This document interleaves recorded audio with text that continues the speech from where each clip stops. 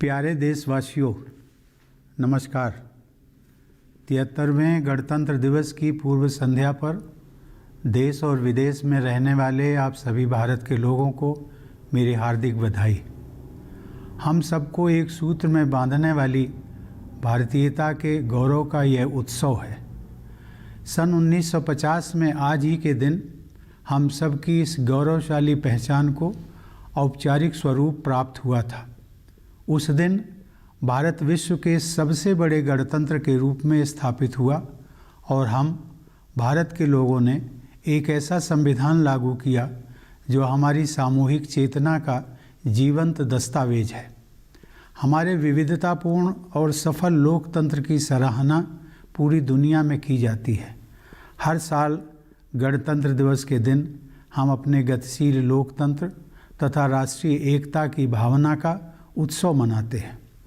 महामारी के कारण इस वर्ष के उत्सव में धूमधाम भले ही कुछ कम हो, परंतु हमारी भावना हमेशा की तरह सशक्त है। गणतंत्र दिवस का यह दिन उन महानायकों को याद करने का अवसर भी है जिन्होंने स्वराज के सपने को साकार करने के लिए अतुलनीय साहस का परिचय दिया तथा उसके लिए देशवासियों में संघर्ष करने का उत्साह जगाया।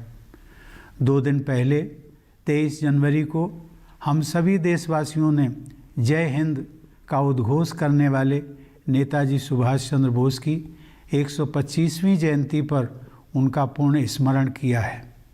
स्वाधीनता के लिए उनकी ललक और भारत को गौरवशाली बनाने की उनकी महत्वाकांक्षा हम सब के लिए प्रेरणा का स्रोत है। हम अत्यंत सौभाग्यशाली हैं कि हमारे संविधान का निर्माण करने वाली सभा में उस दौर की सर्वश्रेष्ठ विभूतियों का प्रतिनिधित्व था। वे लोग हमारे महान स्वाधीनता संग्राम के प्रमुख ध्वजवाहक थे। लंबे अंतराल के बाद भारत की राष्ट्रीय चेतना का पुनर्जागरण हो रहा था। इस प्रकार वे असाधारण महिलाएं और पुरुष एक नई जागृति के अग्रदूत की भूमिका निभा रहे थे। उन्होंने संविधान के प्रारूप के प्रत्येक अनुच्छेद, वाक्य और शब्द पर सामान्य जनमानस के हित में विस्तृत चर्चा की। वह विचार मंथन लगभग 3 वर्ष तक चला। अंततः डॉक्टर बाबा साहेब आम्बेडकर ने प्रारूप समिति के अध्यक्ष की हैसियत से संविधान को आधिकारिक स्वरूप प्रदान किया और वह हमारा आधारभूत ग्रंथ बन गया। यद्यपि हमारे संविधान का कलेवर विस्तृत है, क्योंकि उसमें राज्य के कामकाज की व्यवस्था का भी विवरण है, लेकिन संविधान की संक्षिप्त प्रस्तावना में लोकतंत्र, न्याय, स्वतंत्रता, समानता और बंधुत्व के मार्गदर्शक सिद्धांत सारगर्भित रूप से उल्लिखित हैं। इन आदर्शों से उस ठोस आधारशिला का निर्माण हुआ है जिस पर हमारा भव्य गणतंत्र मजबूती से खड़ा है। इन्हीं जीवन मूल्यों में हमारी सामूहिक विरासत भी परिलक्षित होती है। इन जीवन मूल्यों को मूल अधिकारों तथा नागरिकों के मूल कर्तव्यों के रूप में हमारे संविधान द्वारा बुनियादी महत्व प्रदान किया गया है। अधिकार और कर्तव्य एक ही सिक्के के 2 पहलू हैं। संविधान में उल्लिखित मूल कर्तव्यों का नागरिकों द्वारा पालन करने से मूल अधिकारों के लिए समुचित वातावरण बनता है। आह्वान किए जाने पर राष्ट्र की सेवा करने के मूल कर्तव्य को निभाते हुए हमारे करोड़ों देशवासियों ने स्वच्छता अभियान से लेकर कोविड टीकाकरण अभियान को जन आंदोलन का रूप दिया है। ऐसे अभियानों की सफलता का बहुत बड़ा श्रेय हमारे कर्तव्यपरायण नागरिकों को जाता है।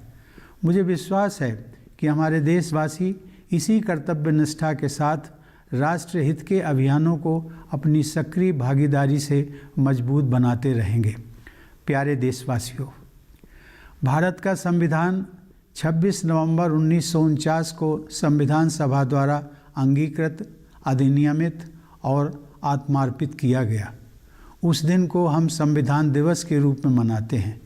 उसके 2 महीने बाद 26 जनवरी 1950 से हमारा संविधान पूर्णतः प्रभावी हुआ। ऐसा सन 1930 के उस दिन को यादगार बनाने के लिए किया गया था जिस दिन भारतवासियों ने पूरी आज़ादी हासिल करने का संकल्प लिया था। सन 1930 से 1947 तक हर साल 26 जनवरी को पूर्ण स्वराज दिवस के रूप में मनाया जाता था। अतः यह तय किया गया कि उसी दिन से संविधान को पूर्णतः प्रभावी बनाया जाए। सन 1930 में महात्मा गांधी ने देशवासियों को पूर्ण स्वराज दिवस मनाने का तरीका समझाया था। उन्होंने कहा था, चूँकि हम अपने ध्येय को अहिंसात्मक और सच्चे उपायों से ही प्राप्त करना चाहते हैं और यह काम हम केवल आत्मशुद्धि के द्वारा ही कर सकते हैं, इसलिए हमें चाहिए कि उस दिन हम अपना सारा समय यथाशक्ति कोई रचनात्मक कार्य करने में बिताएं।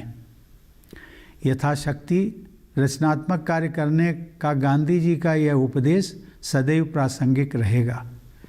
उनकी इच्छा के अनुसार गणतंत्र दिवस का उत्सव मनाने के दिन और उसके बाद भी हम सब की सोच और कार्यों में रचनात्मकता होनी चाहिए।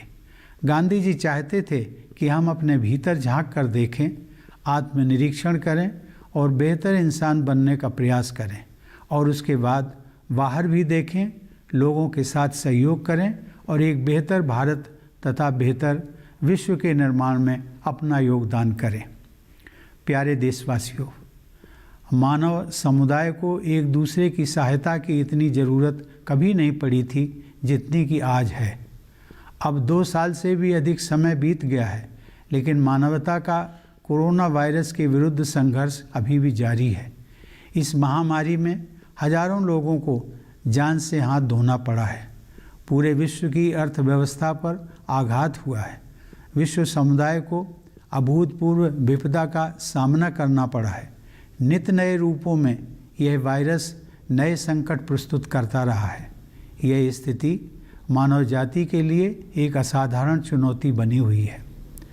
महामारी का सामना करना भारत में अपेक्षाकृत अधिक कठिन होना ही था।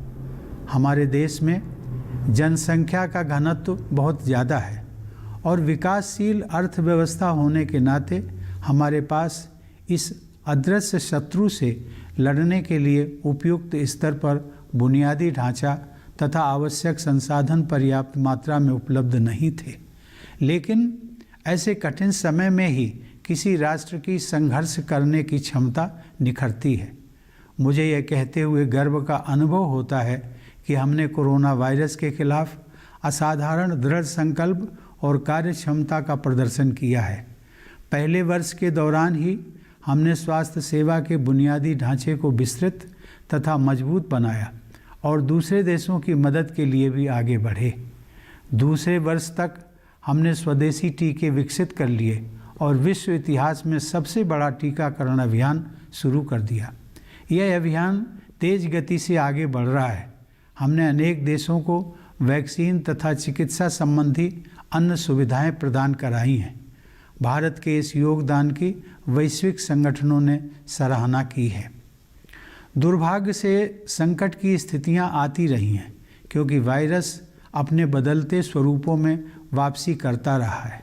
अनगिनत परिवार भयानक विपदा के दौर से गुजरे हैं।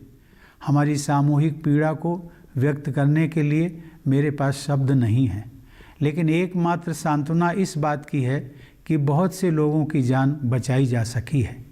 महामारी का प्रभाव अभी भी व्यापक स्तर पर बना हुआ है, अतः हमें सतर्क रहना चाहिए और अपने बचाव में तनिक भी ढील नहीं देनी चाहिए। हमने अब तक जो सावधानियां बरती हैं उन्हें जारी रखना है।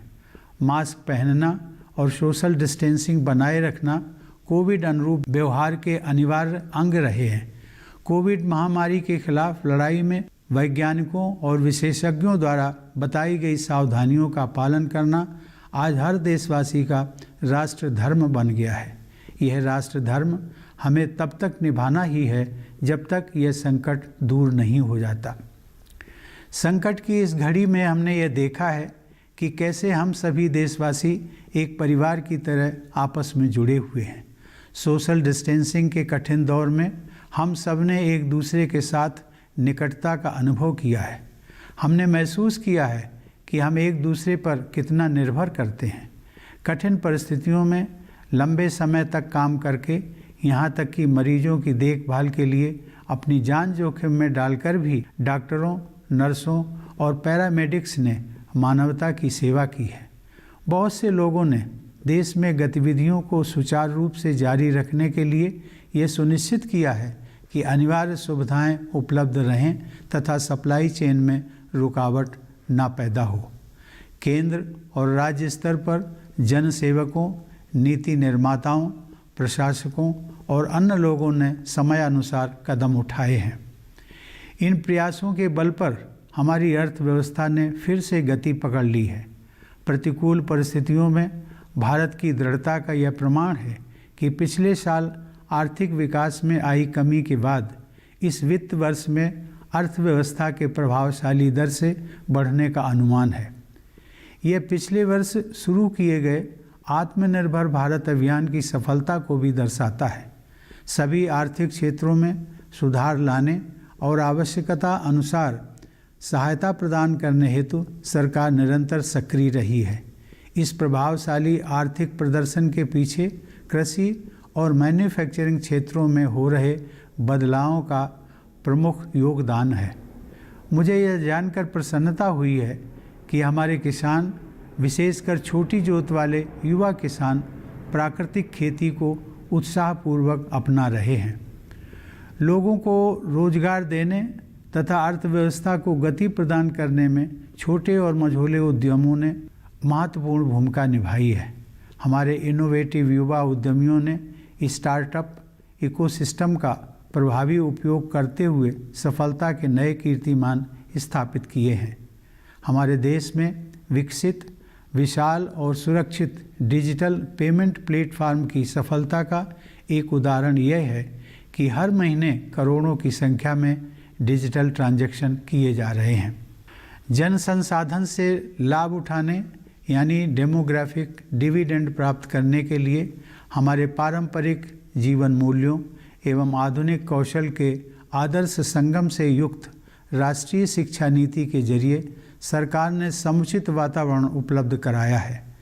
मुझे यह जानकर प्रसन्नता हो रही है कि विश्व में सबसे ऊपर की 50 इनोवेटिव इकोनॉमीज़ में भारत अपना स्थान बना चुका है। यह उपलब्धि और भी संतोषजनक है कि हम व्यापक समावेश पर जोर देने के साथ साथ योग्यता को बढ़ावा देने में सक्षम हैं। देवियों और सज्जनों, पिछले वर्ष ओलंपिक खेलों में हमारे खिलाड़ियों के शानदार प्रदर्शन से लोगों में खुशी की लहर दौड़ गई थी। उन युवा विजेताओं का आत्मविश्वास आज लाखों देशवासियों को प्रेरित कर रहा है। हाल के महीनों में हमारे देशवासियों द्वारा विभिन्न क्षेत्रों में अपनी प्रतिबद्धता और कर्मठता से राष्ट्र और समाज को मजबूती प्रदान करने वाले अनेक उल्लेखनीय उदाहरण मुझे देखने को मिले हैं। उनमें से मैं केवल 2 उदाहरणों का उल्लेख करूंगा। भारतीय नौसेना और कोचीन शिपयार्ड लिमिटेड की समर्पित टीमों ने स्वदेशी व अत्याधुनिक विमानवाहक पोत IAC विक्रांत का निर्माण किया है, जिसे हमारी नौसेना में शामिल किया जाना है। ऐसी आधुनिक सैन्य क्षमताओं के बल पर अब भारत की गणना विश्व के प्रमुख नौसेना शक्ति संपन्न देशों में की जाती है। यह रक्षा के क्षेत्र में आत्मनिर्भरता की ओर अग्रसर होने का एक प्रभावशाली उदाहरण है। इससे हटकर एक विशेष अनुभव मुझे बहुत हृदय स्पर्शी लगा। हरियाणा के भिवानी जिले के सुई नामक गांव में उस गांव से निकले कुछ प्रबुद्ध नागरिकों ने संवेदनशीलता और कर्मठता का परिचय देते हुए स्वप्रेरित आदर्श ग्राम योजना के तहत अपने गांव का कायाकल्प कर दिया है। अपने गांव यानी अपनी मातृभूमि के प्रति लगाव और कृतज्ञता का यह एक अनुकरणीय उदाहरण है। कृतज्ञ लोगों के हृदय में अपनी जन्मभूमि के प्रति आजीवन ममता और श्रद्धा बनी रहती है। ऐसे उदाहरण से मेरा यह विश्वास दृढ़ होता है कि एक नया भारत उभर रहा है, सशक्त भारत और संवेदनशील भारत। मुझे विश्वास है कि इस उदाहरण से प्रेरणा लेकर अन्य सक्षम देशवासी भी अपने अपने गांव एवं नगर के विकास के लिए योगदान देंगे। इस संदर्भ में आप सभी देशवासियों के साथ मैं एक निजी अनुभव साझा करना चाहूँगा। मुझे पिछले वर्ष जून के महीने में कानपुर देहात ज़िले में स्थित अपनी जन्मभूमि अर्थात अपने गांव परौंख जाने का सौभाग्य मिला था। वहां पहुंचकर अपने आप ही मुझ में अपने गांव की माटी को माथे पर लगाने की भावना जाग उठी, क्योंकि मेरी मान्यता है कि अपने गांव की धरती के आशीर्वाद के बल पर ही मैं राष्ट्रपति भवन तक पहुंच सका हूं। मैं विश्व में जहां भी जाता हूं, मेरा गांव और मेरा भारत मेरे हृदय में विद्यमान रहते हैं। भारत के जो लोग अपने परिश्रम और प्रतिभा से जीवन की दौड़ में आगे निकल सके हैं, उनसे मेरा अनुरोध है कि अपनी जड़ों को, अपने गांव, कस्बे, शहर को और अपनी माटी को हमेशा याद रखिए। साथ ही आप सब अपने जन्म स्थान और देश की जो भी सेवा कर सकते हैं अवश्य कीजिए। भारत के सभी सफल व्यक्ति यदि अपने अपने जन्म स्थान के विकास के लिए निष्ठापूर्वक कार्य करें तो स्थानीय विकास के आधार पर पूरा देश विकसित हो जाएगा। प्यारे देशवासियों, आज हमारे सैनिक और सुरक्षाकर्मी देश अभिमान की विरासत को आगे बढ़ा रहे हैं। हिमालय की असहनीय ठंड में और रेगिस्तान की भीषण गर्मी में अपने परिवार से दूर वे मातृभूमि की रक्षा में तत्पर रहते हैं। हमारे सशस्त्र बल तथा पुलिसकर्मी देश की सीमाओं की रक्षा करने तथा आंतरिक व्यवस्था बनाए रखने के लिए रात दिन चौकसी रखते हैं, ताकि अन्य सभी देशवासी चैन की नींद सो सकें। जब कभी किसी वीर सैनिक का निधन होता है तो सारा देश शोक संतप्त हो जाता है। पिछले महीने एक दुर्घटना में देश के सबसे बहादुर कमांडरों में से एक जनरल बिपिन रावत, उनकी धर्मपत्नी तथा अनेक वीर योद्धाओं को हमने खो दिया। इस हादसे से सभी देशवासियों को गहरा दुख पहुंचा। देवी और सज्जनों, देश प्रेम की भावना देशवासियों की कर्तव्य निष्ठा को और मजबूत बनाती है। चाहे आप डॉक्टर हों या वकील, दुकानदार हों या ऑफिस वर्कर, सफाई कर्मचारी हों या मजदूर, अपने कर्तव्य का निर्वहन निष्ठा व कुशलता से करना देश के लिए आपका प्राथमिक और सबसे महत्वपूर्ण योगदान है। सशस्त्र बलों के सर्वोच्च कमांडर के रूप में मुझे यह उल्लेख करते हुए प्रसन्नता हो रही है कि यह वर्ष सशस्त्र बलों में महिला सशक्तिकरण की दृष्टि से विशेष महत्वपूर्ण रहा है। हमारी बेटियों ने परंपरागत सीमाओं को पार किया है और अब नए क्षेत्रों में महिला अधिकारियों के लिए स्थायी कमीशन की सुविधा आरंभ हो गई है। साथ ही सैनिक स्कूलों तथा सुप्रतिष्ठित नेशनल डिफेंस एकेडमी से महिलाओं के आने का मार्ग प्रशस्त होने से सेनाओं की टैलेंट पाइपलाइन तो समृद्ध होगी ही, हमारे सशस्त्र बलों को बेहतर जेंडर बैलेंस का लाभ भी मिलेगा। मुझे विश्वास है कि भविष्य की चुनौतियों का सामना करने के लिए भारत आज बेहतर स्थिति में है। 21वीं सदी को जलवायु परिवर्तन के युग के रूप में देखा जा रहा है और भारत ने अक्षय ऊर्जा के लिए अपने साहसिक और महत्वाकांक्षी लक्ष्यों के साथ विश्व मंच पर नेतृत्व की स्थिति बनाई है। निजी स्तर पर हम में से प्रत्येक व्यक्ति गांधी जी की सलाह के अनुरूप अपने आसपास के परिवेश को सुधारने में अपना योगदान कर सकता है। भारत ने सदैव समस्त विश्व को एक परिवार ही समझा है। मुझे विश्वास है कि विश्व बंधुत्व की इसी भावना के साथ हमारा देश और समस्त विश्व समुदाय और भी अधिक समरस तथा समृद्ध भविष्य की ओर आगे बढ़ेंगे। प्यारे देशवासियों, इस वर्ष जब हमारे देश की आज़ादी के 75 साल पूरे होंगे, तब हम अपने राष्ट्रीय इतिहास का एक महत्वपूर्ण पड़ाव पार करेंगे। इस अवसर को हम आज़ादी का अमृत महोत्सव के रूप में मना रहे हैं। मुझे यह जानकर प्रसन्नता हो रही है कि बड़े पैमाने पर हमारे देशवासी, विशेषकर हमारे युवा, इस ऐतिहासिक आयोजन में उत्साहपूर्वक भाग ले रहे हैं। यह न केवल अगली पीढ़ी के लिए बल्कि हम सभी के लिए अपने अतीत के साथ पुनः जुड़ने का एक शानदार अवसर है। हमारा स्वतंत्रता संग्राम हमारी गौरवशाली ऐतिहासिक यात्रा का एक प्रेरक अध्याय था। स्वाधीनता का यह 75वां वर्ष उन जीवन मूल्यों को पुनः जागृत करने का समय है जिनसे हमारे महान राष्ट्रीय आंदोलन को प्रेरणा मिली थी। हमारी स्वाधीनता के लिए अनेक वीरांगनाओं और सपूतों ने अपने प्राण न्यौछावर किए हैं। स्वाधीनता दिवस तथा गणतंत्र दिवस के राष्ट्रीय पर्व न जाने कितनी कठोर यातनाओं एवं बलिदानों के पश्चात नसीब हुए हैं। आइए गणतंत्र दिवस के अवसर पर हम सब श्रद्धापूर्वक उन अमर बलिदानियों का भी स्मरण करें। प्यारे देशवासियों, हमारी सभ्यता प्राचीन है, परंतु हमारा यह गणतंत्र नवीन है। राष्ट्र निर्माण हमारे लिए निरंतर चलने वाला एक अभियान है। जैसा एक परिवार में होता है, वैसे ही एक राष्ट्र में भी होता है कि एक पीढ़ी अगली पीढ़ी का बेहतर भविष्य सुनिश्चित करने के लिए कड़ी मेहनत करती है।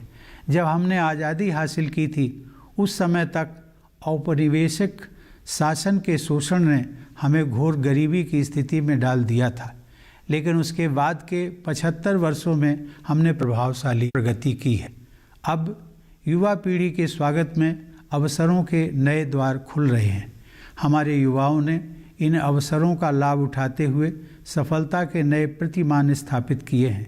मुझे विश्वास है कि इसी ऊर्जा, आत्मविश्वास और उद्यमशीलता के साथ हमारा देश प्रगति पथ पर आगे बढ़ता रहेगा तथा अपनी क्षमताओं के अनुरूप विश्व समुदाय में अपना अग्रणी स्थान अवश्य प्राप्त करेगा। मैं आप सभी को पुनः गणतंत्र दिवस की हार्दिक शुभकामनाएं देता हूं। धन्यवाद। जय Hind.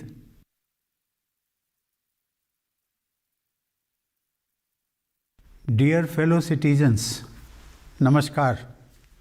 My heartiest greetings to all of you in India and abroad on the eve of the 73rd Republic Day.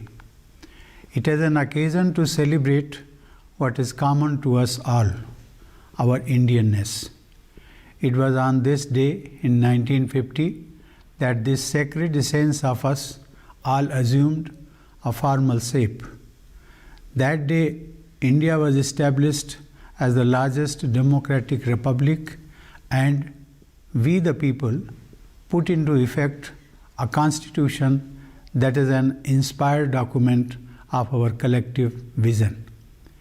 The diversity and vibrancy of our democracy is appreciated worldwide. It is this spirit of unity and of being one nation which is celebrated every year as Republic Day.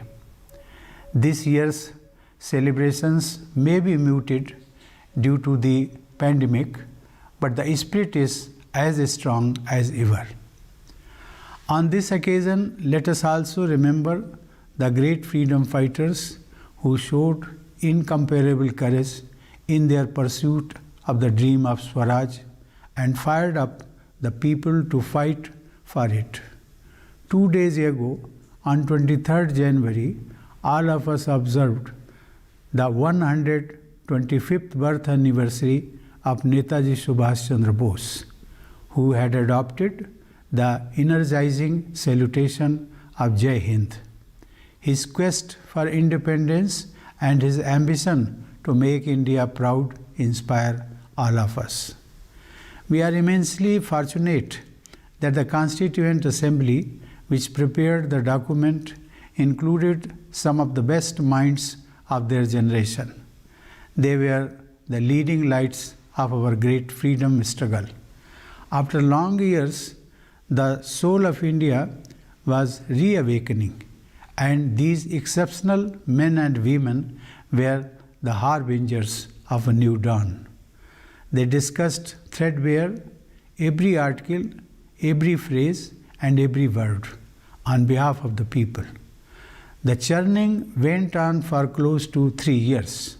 Eventually, it was Dr. Babasaheb Ambedkar who, as chairman of the drafting committee, prepared the final version that has become our founding document. While the text of the Constitution dealing with the details of the workings of the state is quite long, the preamble sums up its guiding principles: democracy, justice, liberty, equality, and fraternity. They form the bedrock on which our republic stands. These are the values that form our collective inheritance.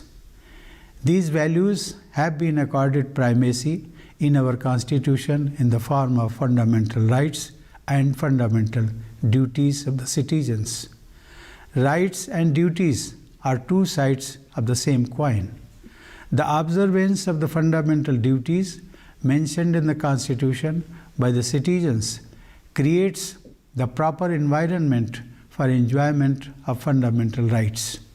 By fulfilling the fundamental duty of rendering national service when called upon to do so, crores of our people have transformed the Swachh Bharat Abhiyan and the COVID vaccination drive into mass movements. A great deal of credit for the success of such campaigns goes to our dutiful citizens.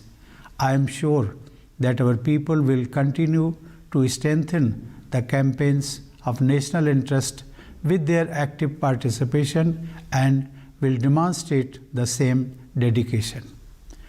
The Constitution of India was enacted and adopted by the Constituent Assembly on 26 November 1949, which we now celebrate as Constitution Day. But it was made effective 2 months later. This was done to mark that day in 1930 when India resolved to win complete freedom. From 1930 to 1947, every year 26th January was celebrated as Purna Swaraj Day, and that was the day chosen to put the Constitution into force. Writing in 1930, Mahatma Gandhi had advised fellow citizens how Purna Swaraj Day was to be celebrated. He had said, and I quote, "Remember that since we desire to attain our end by non-violent and truthful means only, we can do so only through self-purification.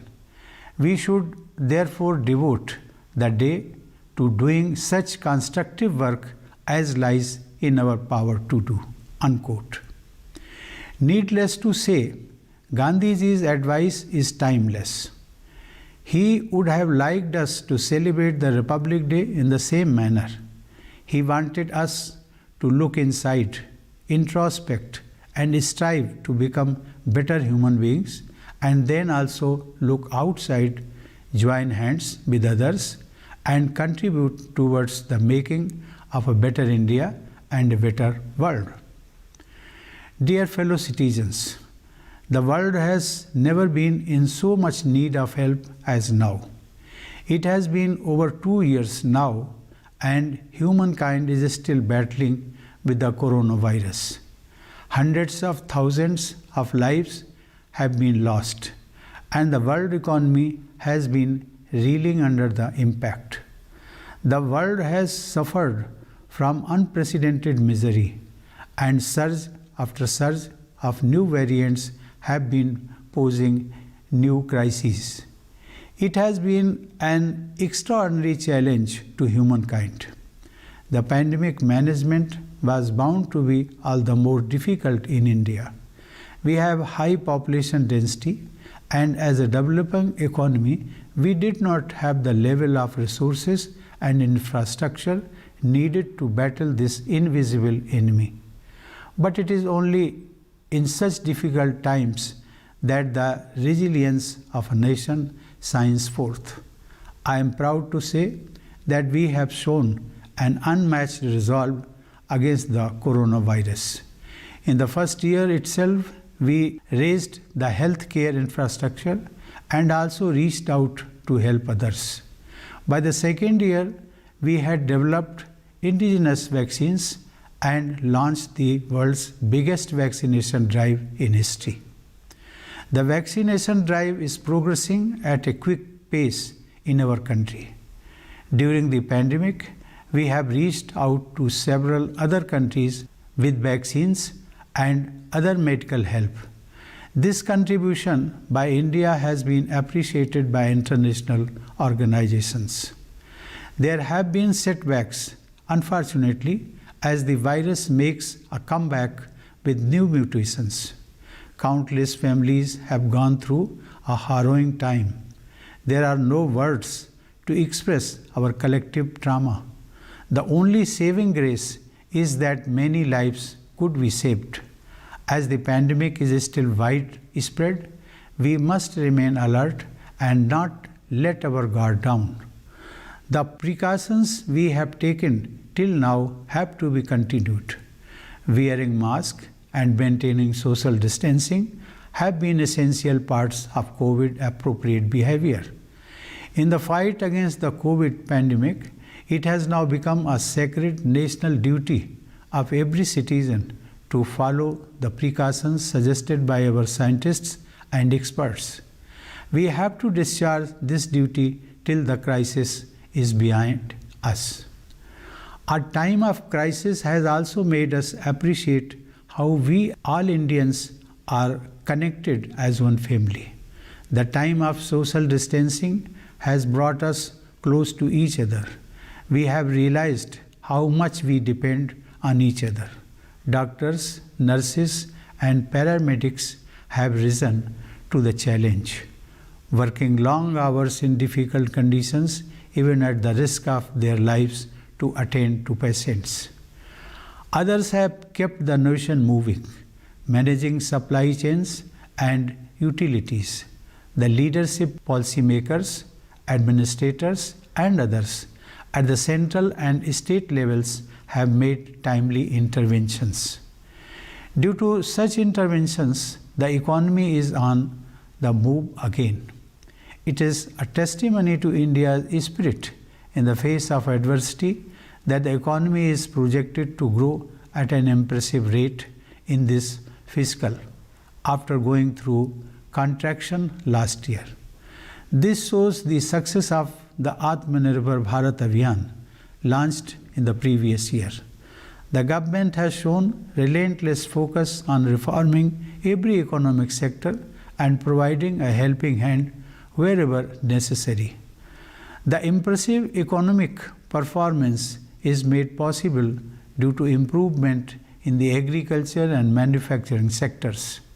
I am happy to note that our farmers, especially young farmers with small holdings, are enthusiastically adopting natural farming. Small and medium enterprises have played an important role in providing employment to people and imparting impetus to the economy. Our innovative young entrepreneurs have set new benchmarks of success by making effective use of the startup ecosystem. It is a testimony to the success of our country's massive and robust digital payment platform that millions of digital transactions are being done every month. To reap the demographic dividend, the government has created the right environment with the national education policy that makes a perfect blend of traditional values and modern skills. It is gratifying to note that India has found a place among the top 50 innovative economies. It is all the more satisfying to note that we have been able to promote merit while also stressing upon all-round inclusion. Ladies and gentlemen, in the past year, our sportspersons also brought cheers as they made their mark at the Olympics. The self-confidence of these young champions inspires millions today. In the recent months, I have witnessed remarkable examples of our people strengthening the country and the society through their commitment and action in diverse areas. However, I will mention only two such instances. The dedicated teams of the Indian Navy and Cochin Shipyard Limited have built an indigenous state-of-the-art aircraft carrier IAC Vikrant, which is to be inducted into our Navy. Due to such modern military capabilities, India is now counted among the world's leading naval powers. This is an impressive example of moving towards self-reliance in the field of defense. Apart from this, I found one special experience very touching. In a village called Sui in Bhiwani district of Haryana, some enlightened citizens who belong to that village have transformed the village under the Swaprerit Adarsh Gram Yojana, demonstrating sensitivity and diligence. This example of expressing affection and gratitude for one's village or native land is worth emulating. There remains lifelong love and reverence for their native land in the hearts of grateful people. This example strengthens my belief that a new India is emerging, a strong India and a sensitive India. Sashakt Bharat, Samvedansheel Bharat. I am sure that taking inspiration from this example, other resourceful people will also contribute for the development of their villages and cities. In this context, I would like to share a personal experience with all of you. I had the privilege of visiting my birthplace, that is my village Paronk, at Kanpur, Dehad district in the month of June last year. On reaching there, I naturally felt the urge to express respect for the sacred soil of my village and applied it on my forehead, because I believe that I have been able to reach Rashtrapati Bhavan only due to the blessings of my village. Wherever in the world I may be, my village and my country remain in my heart. I request the people of India who are successful in life due to their hard work and talent to always remember their roots, their village, town or city. Also, all of you must serve your place of birth and your country in whatever way you can. If all the successful people of India work sincerely for the development of their birthplaces, then the whole country will benefit from the outcome of such local development. Dear fellow citizens, today it is our soldiers and security personnel who carry on the legacy of national pride. In the unbearable cold of the Himalayas and in the excruciating heat of the desert, far away from their families, they continue to guard the motherland. It is thanks to the constant vigil of the armed forces securing our borders and the police personnel maintaining internal security within the country that their fellow citizens enjoy a peaceful life. When a brave soldier dies on duty, the entire country feels sad. Last month, in an unfortunate accident, we lost one of the bravest commanders of the country, General Bipin Rawat, his wife, and many brave soldiers. The entire country was deeply saddened by the tragic loss. Ladies and gentlemen, patriotism strengthens the sense of duty among citizens. Whether you are a doctor or a lawyer, a shopkeeper or office worker, a sanitation employee or a laborer, doing one's duty well and efficiently is the first and foremost contribution you make to the nation.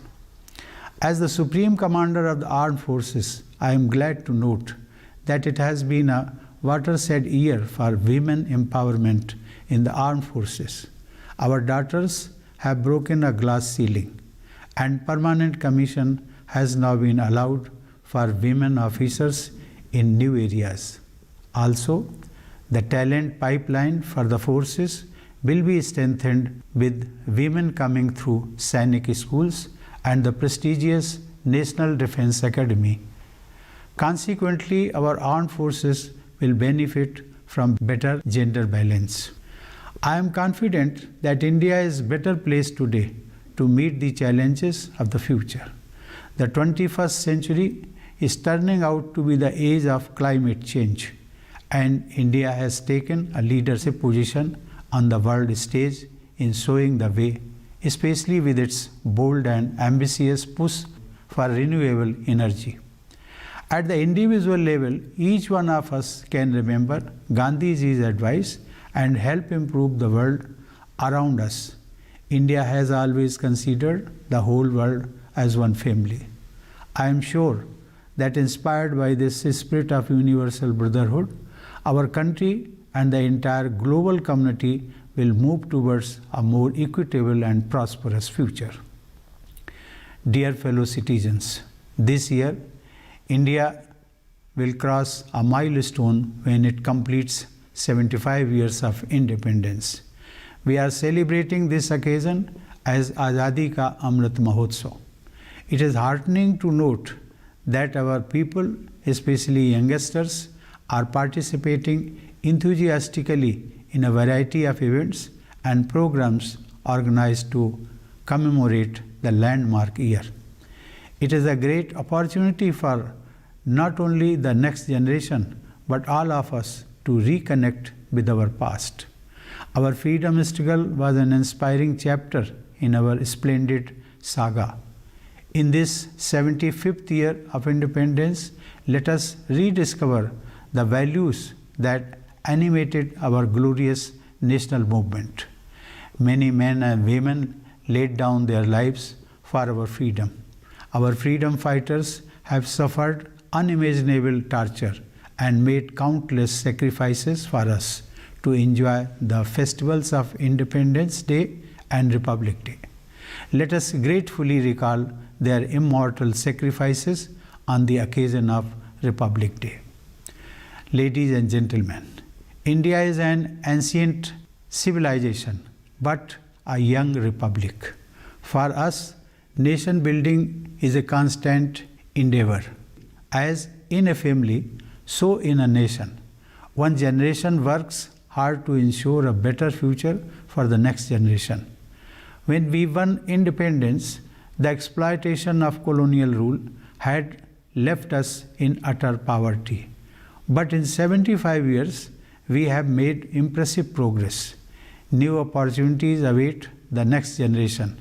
Our youth have taken advantage of these opportunities and set new benchmarks of success. I am sure that with this energy, confidence, and entrepreneurship, our country will continue to march ahead on the path of progress and will definitely secure its rightful place, befitting its potential in the global community. I once again wish all of you a happy Republic Day. Thank you. Jai Hind.